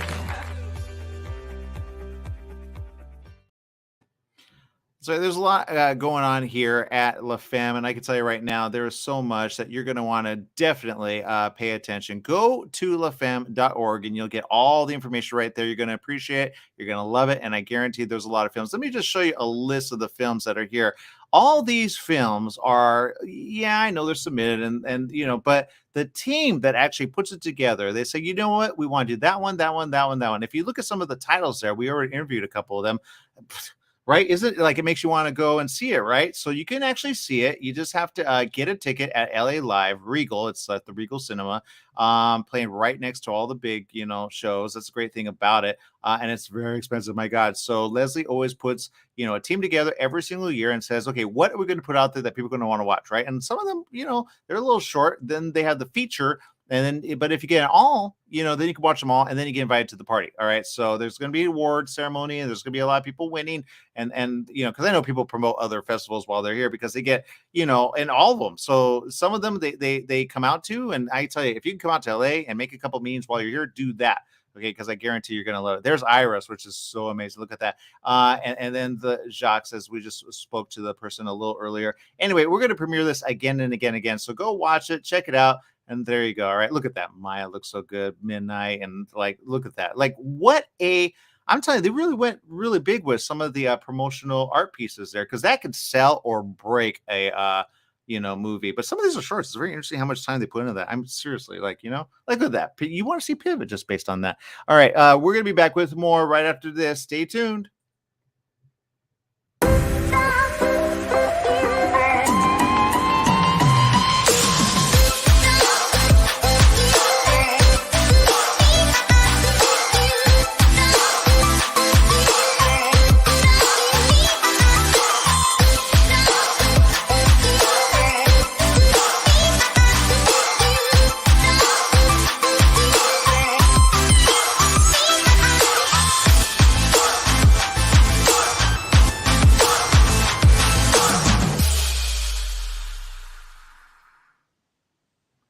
We have with us Sonia and Stephanie. You look great job, by the way. This is a series. It's something that you can actually watch. They're bringing it here, and every year we have a series. They call it a web series. I say don't call it that because it minimizes what you do with it. But in a way, you're like, look, we did it, man. It's done. And I say good job, because you release it weekly, kind of like they do on all the big ones. There's streaming devices like Paramount. There's streaming devices like Hulu. There's streaming devices. There's a bunch. But you did it. And now, what's next for you two? Well, that's a very good question. What's next is hopefully a season 2 of Love Me Lex. So we are looking at what comes next in terms of the writing. Once we've delved into the possibilities for that, then hopefully we get a second season up and running. Okay, well, I'm excited because it's already a thing. You got people watching. Do you get feedback on it, and people go, "Oh, we really appreciate that. Thank you." Yeah, we do. We particularly in the lesbian community, there's a lot of people that are saying that they really appreciate the fact that there's something that comes from women of this particular age group for women of this particular age group. And what it's doing is it's giving visibility and it's giving representation to a reasonably unrepresented group within screen content. So yeah, we're getting lots of really cool feedback, and it's really exciting when you hear from someone that they've enjoyed what you're doing and that they appreciate what you're doing. So yeah, it's been really positive so far. And this is I love Australia, my God. So Australia, right? I want to travel there. If you have the hookup, let me know, okay? Because there's a series that I'm watching on Netflix, and it's Australian. I'm like, I did not understand a word, but I put the captions on so I can understand. But I love it. It's really good. It's about resurrection. It's about a lot. Anyway, it's on Netflix. I'm like, see, Netflix understands. But let's talk about how you two met and how you put this together, and how because I think people don't understand how you could do something at a time. You go, wonder, right? You just put a couple people together, and then boom. Was it a couple people, or was it like a whole crew? Well, Steph and I met. We got to a point, or I got to a point where I'd raised a bit of money, and as far as producing goes, that's not really my thing. I'm a writer and director, and so I reached out to Steph and said, would you be interested in taking this project on board? And she jumped in and said, yeah, I love the look of it. I love the sound of it. I'm in. And so beyond that, then, Steph went about, and I kind of helped her a little bit with putting a crew together. So maybe I'll throw that to you, Steph. Yeah, no, we matched the crew to suit Asan. So we went for an LGBTQ crew, and we picked a lot of people that were sort of like our age group. So we were kind of focusing on older age, not mature aged women rather than younger women, and also diverse casting. And we had pretty much with the crew, we pretty much was 99% women or identifying with the crew. And it was a really nice, lovely crew.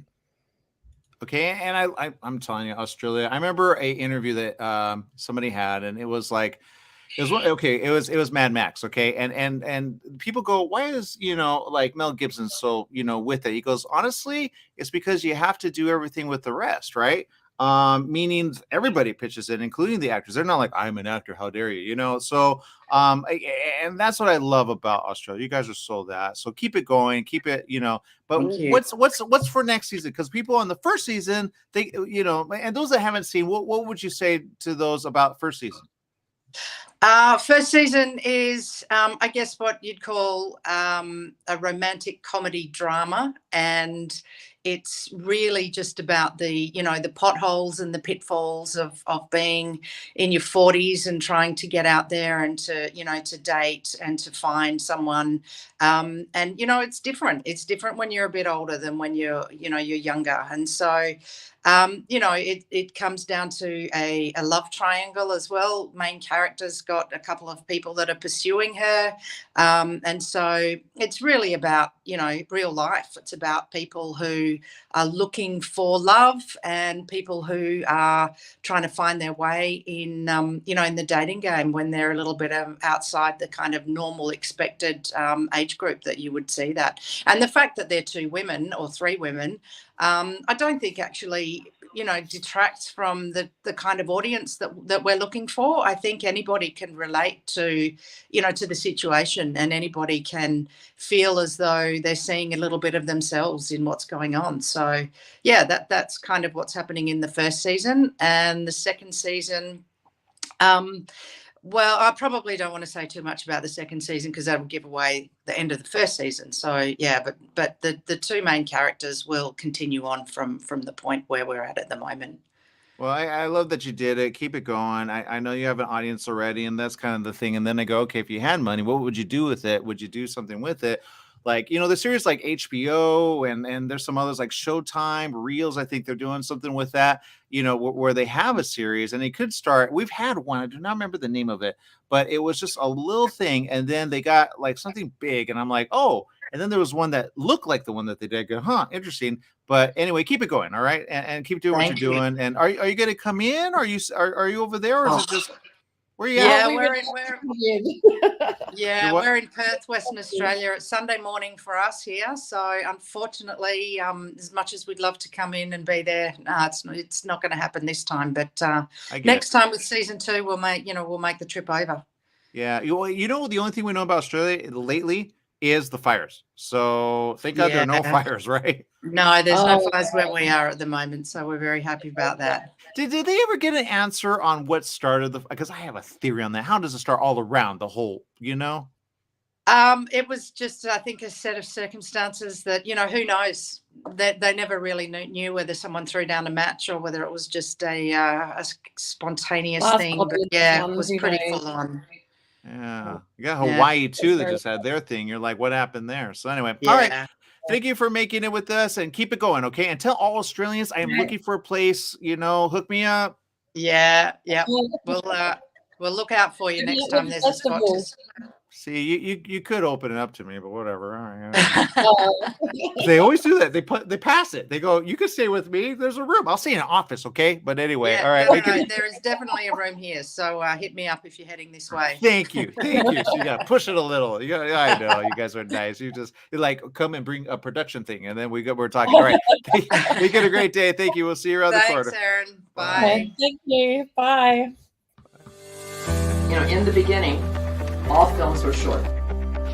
It's not a charity. We're not here to help you. We're not here to help your cause. We're there to make our money make money. It probably takes a year to 2 years to really start seeing money.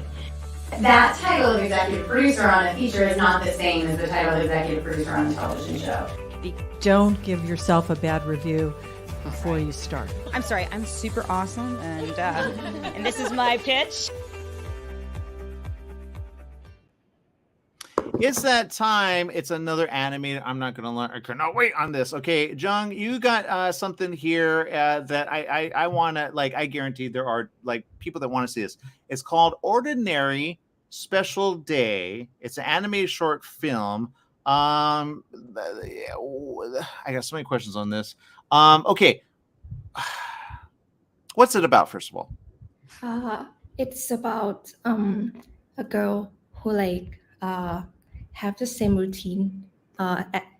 Like actually like it is like my it's based on my experience. Because I'm living like Asians. I live in Thailand, Bangkok, and in the city life. So like it's like the everyday life of the young girl with Wobby, which is the bird, the yellow bird, that's like made her life like become more like youthful again. Yeah. Something like Okay. Okay. So, and how long is it? for like made the animation, right? Yeah, like how much time on this? Like because I don't have the time here. I wish I had that. I'd be like, oh, that's so many minutes. Like how much time on the film? It's about 2 years 2 years because on I'm it. both a director and animator. Yeah. Well, okay, that's kind of interesting because there are so many people that go, I want to draw and I want to do that.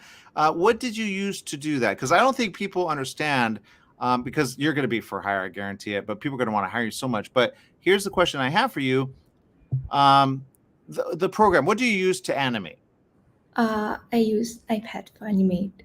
I use the program called Calipeg. I love it. There's the answer. Who knew? And that's the point. People don't understand this. I've been doing because I actually have it. People go, don't put that out there. I go, you have no idea. Here's the thing, okay? Because I have a story. It's about a caterpillar, right? And it's a story. But the point is, and it's on Barnes Noble. Go check it out. Anyway, but I said, you know what? Because I interviewed some people. They said, oh, that could be like an animated thing. I go, yeah, but I go, that's going to take a lot of money. How do you do that? But you did it using your iPad. Can you talk about that? It's a like 2D animation app for like it's almost like Photoshop, but it's kind of just have only the tools of animating. Yeah, it's only like have the timeline for animate and brush. Yeah. Yeah, and you do it with a pen, right? Yeah. I got an iPad for that reason. Okay, and I also do it for scripts. So I do all my scripts on there when I'm on the go, right? Got the little, but okay, so you take the pen, you draw it, you could redo it, you can undo it. I did a lot of stuff. There's a lot of tutorials on YouTube, but it takes time. Now, if you had a team, would you hire anyone, or you have a certain style that you like? You say, no, that's my style. I also have like a small team, which is my friends who like help me coloring and like consulting with the stories. Yeah.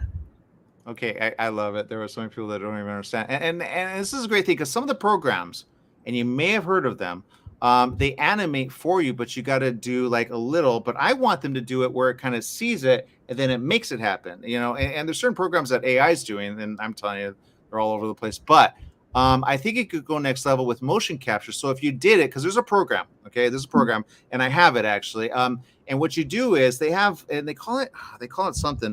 But you make it riggable, right? And it's anime. And then you, in front of the camera, you actually make it move, but you're in front of your iPhone, right? There's things like that. You know about that, right? Yes. Yeah. So, but people don't want it out there. I don't know why, because it's so easy. If you could do it on your iPad, animation, you could do a motion capture thing, and you could save a lot of money. No one even understands this. So there's a lot of kids that are ahead. You guys are ahead, I guarantee it. Because okay, so here's a question: how much would you charge to do a maybe 3 to 5 minute proof of concept? Oh, it's kind of hard because I never like thought about the like money before. They never do. They say, well, how much is it? I go, well, I need it done in less than a month. You go, oh, too soon. I go, okay, then I need it. And like, how much for like, maybe a few months to do just a 3 minute?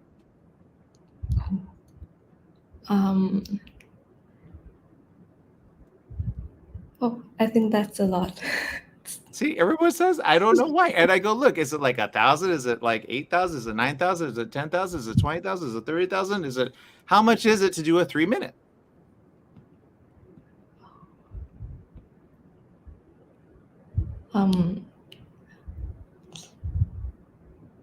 Not sure. It's okay. It's okay. But I guarantee you're going to get asked that. Okay. You need to get the math. And I say do this. Okay. And it's very simple. Look at your time. Look at exactly how much it took you, right? Do the film as a base. Okay. You know how long that took. You have a team, right? Now, sometimes you ask for favors from a team. But what you do, and it's very simple, you simply calculate how much time it took you in real time. Okay. And you say, okay, we got this many minutes from what we did. Now you break that up into your living. That way you could do only that instead of take a job, because you probably have because a lot of people, they don't get it. They have a day job, but they go, I was just doing it for fun. And then you go, yeah, but that's professional and it's going to get there. So that's, go with that and then say, oh, well, then I need this amount. And they go, oh God, you're expensive. So I say this, do it with the job and then maybe figure that out, but figure it out, because I guarantee you're going to be asked, because people are going to see this and they're going to say, because you're going to say, well, I have a story, but then you're going to be like, I'm kind of bored. And then you get it, because that's where it's going. And people that know their worth will know how much they want eventually, because I guarantee people are going to do it. They're already doing it. They say, well, if I could do it on an iPad, I could do it myself. I go, no, you don't want to do it. People have done that here. Last year, we interviewed someone. She said, I did that. I took a program and I'll never do it again. I said, yeah, but think of all that knowledge that you have there, what you could do. People pay big bucks for studio stuff. They do a music video on this stuff. Somebody pays $8,000, $9,000. They get a team. Boom, they're good to go for 3 minutes. So I asked somebody last year, I said, hey, we need to meet up. We never met up, but that's the point. I keep saying this, but I say this, just know your worth, okay? Because you're going to get taken advantage of, I guarantee it. So do that, and then you'll figure it out, all right? But good job. Keep it going. It's right there at the festival. Thank you for submitting it. Was that your idea at the beginning? You knew you wanted to do it in the festival? Or which came first, animation, the film, the story, or, the festival? Actually, this my first time animating something. So I meet with the Mr. Alut, which is the producer of the films and the Warby creators. Yeah, and he wants to collaborate with me for making the film for his exhibitions in Thailand.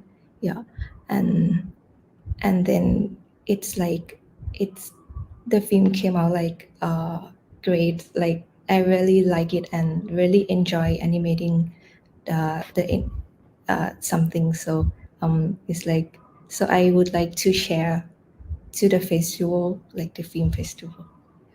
Okay, awesome. Well, I'm glad you brought it. Again, it's where it's going, guys. You guys don't get it. It's already there. If you do on your and there are films. There's one we should just get them in the festival, but they did it. They showed how they did it with the team. They said, let's do this. Let's do a story within a few days and let's go almost 24/7. They could only do so much. And they did it. And at the end they had I think it was maybe it was a 3 minute, and they did it on their iPad, and they did the program. Then they animate it. They have a couple other people do some things, like you said, coloring and other things. And then you have it and it's done. And it's a simple, sometimes it's a proof of concept, but sometimes it's a short for something that can go next level. And you go, that was done on your iPad? Yeah. You wouldn't know it, but there you go. That's the answer. So Jung, thank you for spending time with us, and make it a great day, whatever you do. Remember, life is worth living, live it well. All right? Thank you. All right, more right after this. Okay. In the beginning, all films were short. It's not a charity. We're not here to help you. We're not here to help your cause. We're there to make our money make money. It probably takes a year to 2 years to really start seeing money. That title of executive producer on a feature is not the same as the title of executive producer on a television show.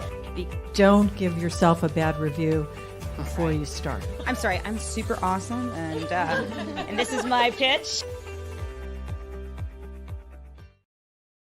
A real adventure. It's what it is. I'm so glad you have it right there. Your name. I don't want to mess it up. I guarantee I'm gonna mess it up. What's your name?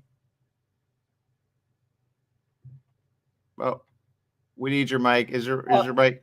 Hold on. There you are. Okay. I want to call you by the nickname, but Angela? Ingela. Of course I mess it up. That's why she That's just call me okay. Iggy. That's All right. Now, a real adventure. And I looked at this, the description. It looks good, by the way. I'm all about anything like, and I love this. I don't know how you put it together, seriously. But it's, well, let me say this. Okay. And you have multiverse here. I love multiverse. I love that. Then you have it right with grief, friendship, and it's a short. It's a little dark, obviously. It's a, you know, and then you got something in there. But what's it about? So it's about these two guys who are Dungeon and Dragons sort of fans, players, and they're unfortunately at their best friend's and dungeon master's funeral.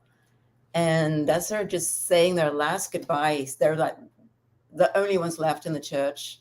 It's an open casket. They're saying the last goodbye. It's a very emotional moment. All of a sudden, this crazy looking woman crashes through the church door and claims that she's a dimension pirate, and she's there to take them across the dimensions to this other place where their friend is alive and waiting to take them on a real adventure. I love it already. I can see it in my head. I can see it in my head. All right. I want to see the script. Okay. Do you have a feature like ready to go as well? I would love to make this either into a feature or like a series, because I think it's got a lot of potential. I love the leading lady, the crazy lady, Esmeralda. I think there's so much potential to develop her character. And the people that've seen the show, seen the short, everyone has been saying to me, I want to see what happens next. So I think that's kind of a good thing. And I would like to take her on more adventures, basically. Well, okay. Here's why it's a good thing. Okay, let me put it out there. Okay, did you see the movie with Chris Pine? Oh, yeah, the Dungeons and Dragons one. Yes, I did. That is And a bigger budget than mine. Yeah, but who cares? This will go big budget. Here it is. Okay, Amazon. They're buying this stuff, buttloads of it. Okay, now I know they put a little hold on that because they put so much money out there. But anyway, but here's the thing. Okay. You put in something that a lot of people don't know about Dungeon and Dragon people. Okay. Now I happen to know people because I ask them all the time, what do you think about this? What do you think about that? What do you think about this? You should come out. It's called Odyssey Games in Pasadena. You would go, whoa, I want a scene here. Okay. That's number one. What part of the world are you at? Where do you live? Well, I live in LA, but it's a Swedish film. It's shot in Sweden. I'm originally from Sweden. Okay. I've never shot anything in Sweden. So over the pandemic, I was like, okay, let's do something there. Okay. Come out to Odyssey Games. Okay. Or just go by yourself. All right. And check out the top level. And then you could do, even if it's not this one, you could do something because you'll meet a lot of people that actually do that and they play all day long. And usually it's on the, during the week or weekend, usually an evening, right? When they're off. And they're all guys that are working, but you get, and here's the thing, people don't understand this. They could be, sometimes people say, oh, they're nerds. I go, they're not nerds. They're just smart. Okay. But sometimes you go, whoa, multi-dimensional with not Dungeons and Dragons, but they think things out and they go, wait, there's a way to do this person in eventually. And that is you know what I mean? Or I don't know, maybe you're taking a different direction, but you need a dragon in there. Oh, hell yeah. Yeah. You need a dragon. We got money for a dragon, right? I'm all for dragons. I mean, I love Game of Thrones, so there you go. Bring on the dragons. Okay, and that's what that I guarantee, because I have a dragon story. I know I'm plugging it, but whatever. The point is this, all right? And I have it written. I already did the voices with the people I want in it. I have to just get the other people on board. But anyway, the point is this, okay? Do it, and then I know you've already done it. How long is this? 17 minutes. Okay, so to do it feature, what are you going to need to get it done? Money. That's always the answer. It's always the answer. It's always the answer. But then I say this: are you ready to have somebody else direct it if you write the script? No. See, it's always that. I'm going to do it myself. I'm going to do it myself. That's how you do it in. How are you going to get the money? But I get it. Okay. So let's say this. Okay. Would you do it animated? I've never thought about that, actually. I mean, I prefer live action myself. And I don't know animated is still going to cost a lot of money. And I don't know any people in the animation business at all. Yeah, it's all a lot of money. They want a lot. Dungeons and Dragons, if you look at the budget of that, you go, oh, that's my movie. That's what it takes. But I think Dungeons and Dragons kind of went south when they should have gone north. And I will say this, the multi-dimensional character, she's got something, I guarantee. What's the world she comes from? Well, she can travel in between any dimensions, but she is actually the captain of a ship. And even better. Even better. A pirate ship, obviously. Of course it is.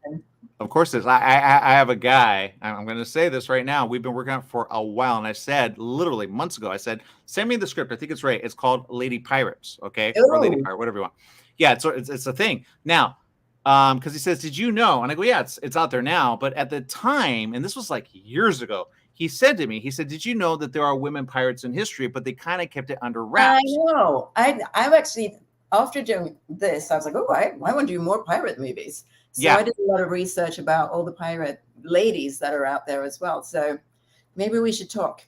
We should, but you got to put a dragon there. See, his is more like factual. But I go put a dragon there and you got everything, and that's yours. So keep it separate, okay? Anyway, all right, good job. Keep it going. It's called A Real Adventure. I wanted to be, can it be like, oh man, how do you do a short out of something that could be like, is there a novel series that we should read? I don't know. I don't know. I asked the question earlier and I said, can we adapt my script into a novel? And they said, well, and I go, yeah, you want money. I guarantee it. Anyway, that's the story. Sometimes you put your passion out there, you do it, you have but you got to do a novel and then it goes next level. Or no, I don't think it does good as a comic book, but if it did, do a graphic novel and then you got it. Yeah. Right? Okay. We'll do that. But you got it. What's the dragon's name? Pluto? I don't know. That could work. Pluto could work. Why not? Yeah, Pluto the dragon. Oh, he's a little guy. That's so cute. Okay, and then you go big, boom. Okay, anyway, you're a queen, I guarantee you. If you were a since we're talking thrones, right? What kind of queen would you be? Would you be a evil queen, a good queen, or a in between? Queen? Definitely in between. A little bit of hates her sister. You got to have all the kind of things going for you. A good villain is both good and evil, I think. Yeah, you got it. I think they went a little bit wrong with Daenerys at the end. I'm sorry, we shouldn't go into that, but we should. See, that's a conversation. I guarantee people are like, we love her. All right, keep it going. It's called A Real Adventure. Go check it out. It's here at La Femme. It's a short, so don't hate, but she needs money to make it go really big. All right. Thank you for spending time with us and make it a great day. All right. Bye. Bye.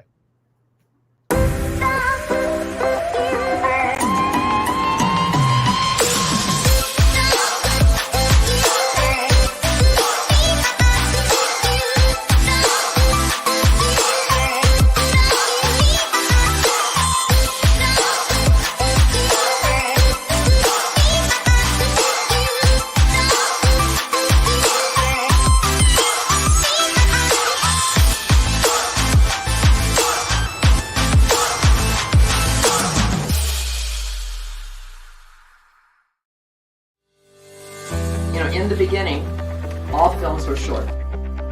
It's not a charity. We're not here to help you. We're not here to help your cause. We're there to make our money make money. It probably takes a year to 2 years to really start seeing money. That title of executive